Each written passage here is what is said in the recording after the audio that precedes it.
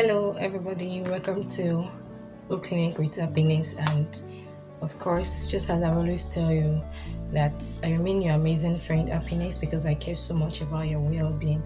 And this is why I'm doing this video. So, welcome to Book Clinic once again. Alright, so today I want to talk about sex myths among teenagers. Sex myths among teenagers. I don't really want to go much into that, but of course, you understand what I'm about to talk about, I believe. Okay, so I just want to sit back, even as you join me in this, in this conversation, of course, and I know that there are things that you can relate to it. So just sit back, and at the same time, please, this is another time to subscribe to my YouTube channel, and at the same time, like my video, share, and also comment. And you can also follow me on Facebook at Oak Clinic. Alright, so as I was saying, sex myths among teenagers. Of course, I have 12 sex myths among teenagers that I want to share with us today. And the first one that I want to share with you is condoms are 100% perfect. They are 100% effective. The reasons why I've observed that some of these teenagers begin to go into immoralities is because some of them feel that, okay, thank God there's protective, and the protective is 100% effective. So once we use this protective, we know that we are safe from unwanted pregnancy. Because the main reason why most teenagers are not interested in premarital sex or early sex is not because they are convinced, but because they are scared of unwanted pregnancy. So once they believe that, okay, there's something that they can use, something that is 100% protective, of course, they go into sexual immorality. That's number one myth. But I will tell you that condom is not always 100% protective. Even married couples, they are always scared sometimes because it is not 100% protective. Now, the second one I want to talk about here is withdrawal method prevents pregnancy.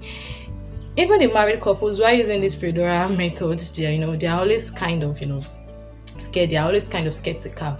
But most teenagers feel that they are smart or they are matured enough, But the truth of the matter is they can't be as smart as that, because there are times that even when you do not calculated or when you've not planned, it might have its root there. And the truth of the matter is, pre-ejaculation sometimes from the man comes with semen, and of course, it might lead to unwanted pregnancy.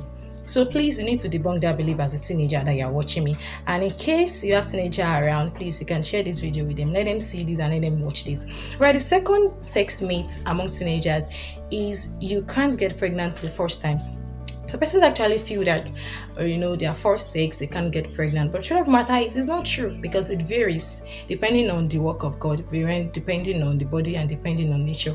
Even married couples, there are some of them that they got pregnant in their first sex. So it is not true. Now, the fourth one I want to talk about is birth control pills make you gain weight and also reduces your risks for or your chances of pregnancy. I've gotten to hear, though I've not seen, and I know it is real, but I've heard some teenagers or some parents taking their teenagers to hospital for birth control methods, probably pills or injection or whatever. And some teenagers believe that when they take all these pills, that it adds weight to them, or it's that it reduces their chances for pregnancy. But sometimes it might not be like that, because the truth of the matter is, we respect science, and we know that science is the invention of God. God allowed science, but the truth of the matter is, there are times that God might also want to show his work and his greatness, and might just make science fool sometimes. So even the married people that they are using birth control, they're also trusting God with it. All right, so the fifth one I want to talk about is having sex standing up prevents pregnancy.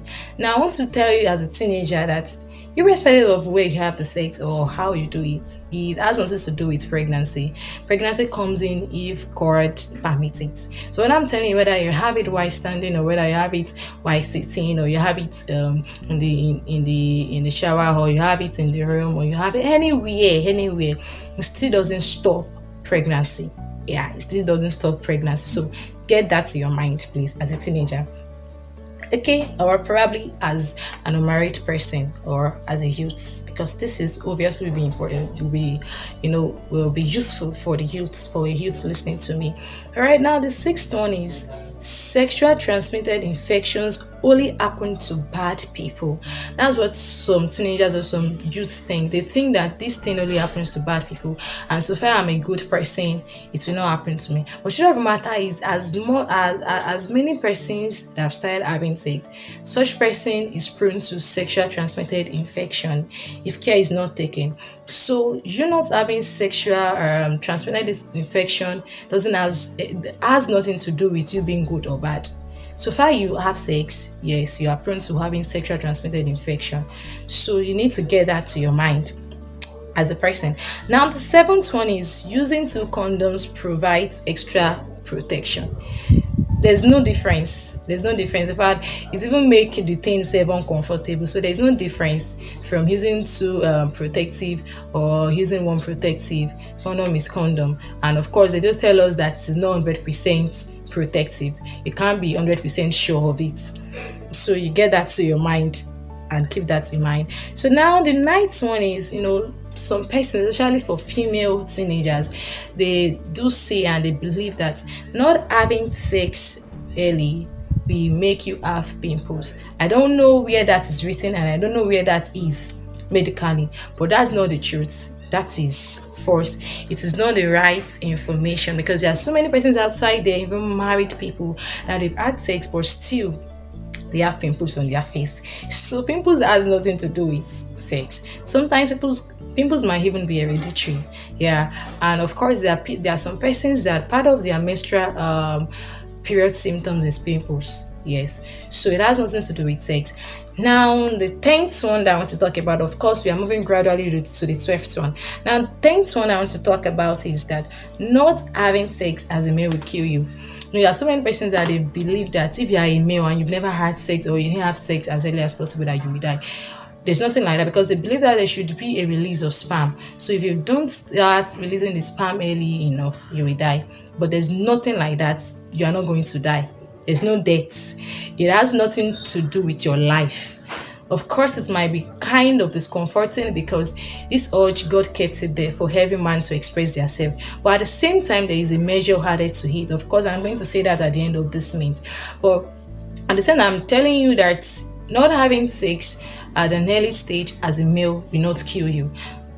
Take note of that. Now, the 11th one that I want to talk about is that early sex will stop menstrual pain. Some persons believe that when you start having sex, then you stop having pains during your menstrual cycle. But truth matter is not true, because there are so many persons that they've had sex, they've given birth to 2 children, 3 children, and they still go through menstrual pain.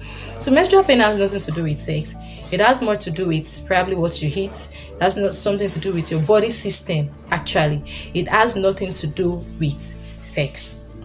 Now the 12th one and the last one that I'm about to say here is that not having sex will not make you very well in marriage. So persons feel that if you don't start having sex before marriage, that there's low possibility for you to enjoy sex in marriage. Who said that? It is actually wrong. Now let me quickly share this with you, that out of all the practices that God created, there's a particular natural practice that God created, which is called sex. And this natural practice that God created doesn't need practice before you know how to do it. This is a practice that you learn while in the job. You learn in marriage. Of course, you should be open to learn as a person. So as a person, you don't need to practice anything before you get married, before you know how to have sex. Of course, Adam and Eve, who taught them how to meet themselves? And of course, the Bible makes us to understand that the both of them, they were naked and they were not ashamed.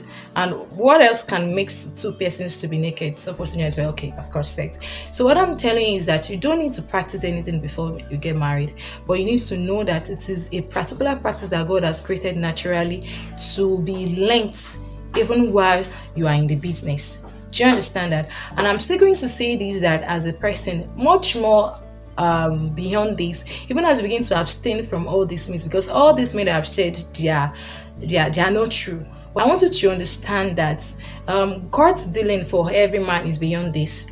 God's bedealing for every man is to attain purity, sexual purity at the peak. And I'm still going to tell you that as a teenager or as a youth that is watching me right now, that 50% out of dropouts, probably youth or teenage dropouts out there from school, when we begin to realize the reason behind it, we observe that some of them or most of them got dropouts as a result of sex related matters, probably as a result of rape, sexual abuse, sexual addiction, unwanted pregnancy, and the likes like that. And of course, part of the things that lead to all these things is all these sex myths that some teenagers, some youths, they are now believing. But I'm going to tell you that as a person, there's none of this myth that is actually right.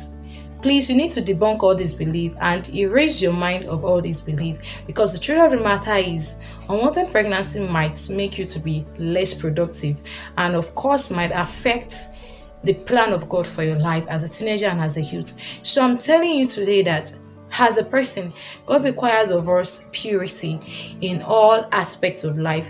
Whether you've introduced yourself to any form of lust, probably art or physically or whatever, but be rest assured that God is asking you of purity. God is asking you of purity. And another belief that I also want to talk about that I didn't say that I also like to add is that some teenagers or most teenagers believe that it is penetrative sex that makes sex. But the truth of the matter is sex is not just restricted to penetrative sex alone. And that is why when you ask them that have you had sex before, even despite the fact that they know that they've had anal sex before, probably through their anus or probably fondling or romance or whatever, they will still tell you that they've not had sex because they feel that they are still virgin, because they feel that their hymen is still intact. But the truth of the matter is sex has nothing to do with the hymen being intact, or it has nothing to do with you being a virgin. It has nothing to do with has to do with penetrative sex. But the truth of the matter is any sexual act is called sex. So as a person, be well aware that God requires of you purity, sexual purity, not just virginity, and not just for you to keep your hymen intact. All right, so this will be the end of the plan for today.